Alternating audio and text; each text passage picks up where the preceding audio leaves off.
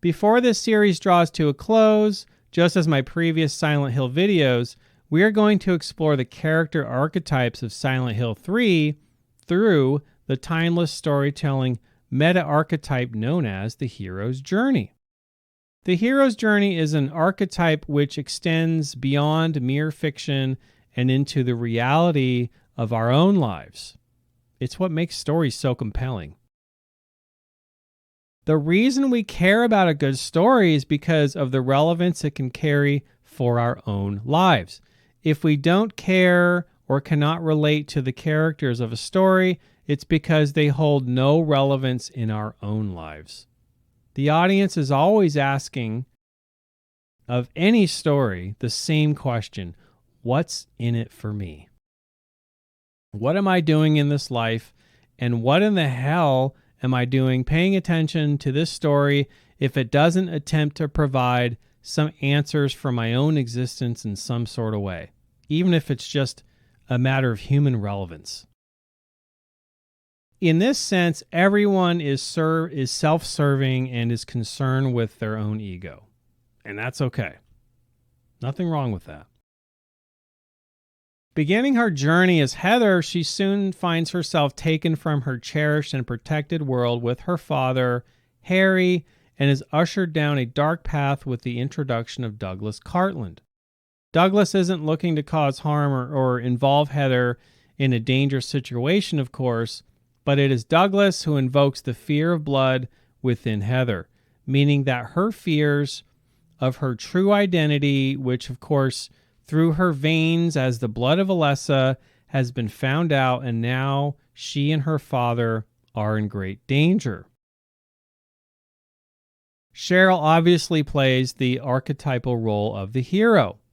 The hero must leave the normal world and enter the other world, where she is met by numerous challenges and experiences a transformation emerging from the dangers of the other world and back into the normal world again, having been completely transformed by her experience.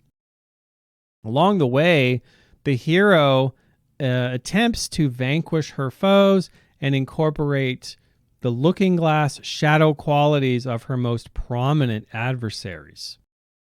Cheryl's biggest challenge is to remember her true self. As Claudia tells her, she must acknowledge her true identity in order to reject the fate bestowed upon the path of Alessa by Claudia Wolf. The second archetypal character is the mentor, played by Douglas Cartland. This character archetype offers support and assistance to the hero along their journey. Sometimes the mentor offers challenges to test the hero, and it makes them stronger for the battles ahead. What makes Douglas a relatable and compelling character is that he's very much the most unlikely of mentors, working as a hired snoop, doing some of Claudia Wolf's dirty work.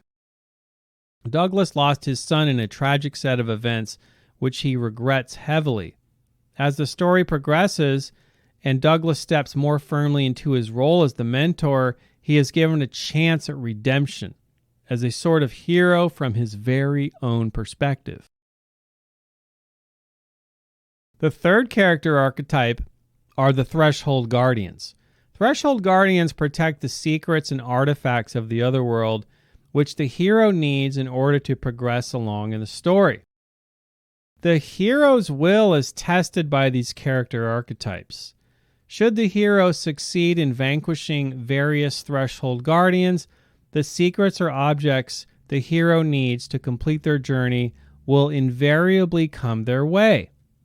In rare cases, if a Threshold Guardian manages to survive a battle with the hero, they become an ally.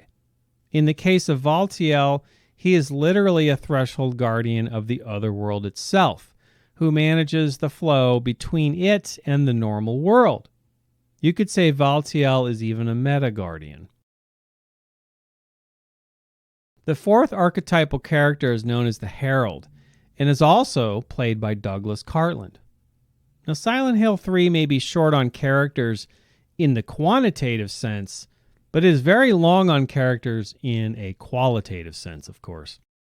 The herald appears at the beginning of the story, ushering in great change and prompting the hero to take action. Honorable mention for the role of the herald goes to Claudia Wolfe. By commanding the missionary monster to kill Harry Mason, Claudia sets events into motion which prompt Heather to seek revenge. Without this event, it is doubtful that Heather would have engaged any further with Claudia, but would have opted to try to escape the gravity of the order with her father. If Harry Mason hadn't been killed, perhaps in a parallel universe somewhere, we'd have a completely different story on our hands, a father and daughter on the run from an insane religious cult. The fifth archetypal character is the shapeshifter. This role is played dutifully by Vincent Smith. The shapeshifter may appear to be an ally to the hero, and in some certain respects they may very well be, but at other times they represent the forces of opposition to the hero, attempting to use the hero to further their own selfish agenda. The sixth archetypal character is the Shadow, which is played by none other than the memory of Alessa Gillespie through the otherworld and embodied by Dark Alessa.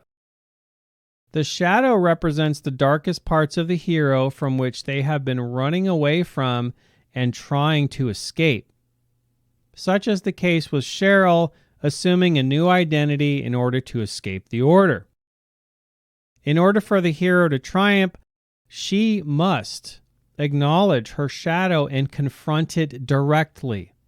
It is only after being victorious in her confrontation that she accepts her darker side, integrating this shadow side into herself, becoming a stronger and more fully developed character. Claudia Wolfe also gets an honorable mention for the Shadow in Silent Hill 3. She brings up Heather's past in the most disturbing and violent way possible. She challenges Heather's very sense of what it means to be a human being. Throughout the story, Heather is filled with hatred in pursuit of revenge against Claudia. And yet, after Heather destroys the god form that Claudia assumes in the final boss battle, she is able to let go of the hatred and anger and is transformed by this experience, having incorporated the shadow of Claudia and memory of Alessa staring back at her from the abyss. The seventh and final archetypal character in the hero's journey is the trickster. This role is played by Claudia Wolfe. The trickster is the character with the power to introduce great chaos into the hero's life, changing the once normal world into a world which threatens to destroy the hero. The trickster oftentimes says things which seem incomprehensible and strange. Sometimes the trickster will even help the hero in the most mysterious ways. The trickster will also offer dangerous ridicule and will be a source of scorn to the hero. An honorable mention goes to Vincent Smith for the role of the trickster. For all of his keeping up appearances of seeming like a good guy, Vincent turns out to be as predictable as he is self-serving.